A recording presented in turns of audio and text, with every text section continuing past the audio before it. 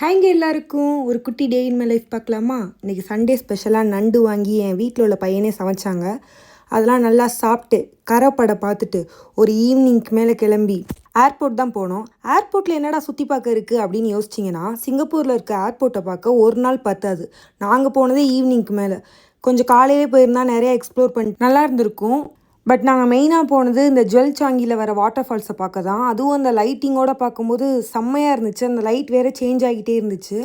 நீங்கள் சிங்கப்பூரில் இருந்தாலும் சரி, இல்லை சிங்கப்பூர் வர பிளான் பண்ணியிருந்தாலும் சரி, கண்டிப்பாக இந்த இடத்த மிஸ் பண்ணிடாதீங்க. இது ஃப்ரீ ஆஃப் காஸ்ட்டு தான். அப்புறம் டெர்மினல் 1லேருந்து டெர்மினல் 2 அந்த மாதிரி அதுக்கு போகிறதுக்கு ட்ரெயின் வேறு இருக்கும். அதுவும் ஃப்ரீ தான். அங்கேருந்து அந்த ட்ரெயினில் போகும்போது அதோட வியூ அப்பா சொல்லவே முடியாது, அவ்வளோ அழகாக இருந்துச்சு. அப்படியே அதெல்லாம் பார்த்து முடிச்சுட்டு நடந்து வந்தால் இந்த வியூ, இது நிறையா பேர் ரீல்ஸில் பார்த்துருப்பீங்க. இதுவும் சூப்பராக இருக்கும் பார்க்க.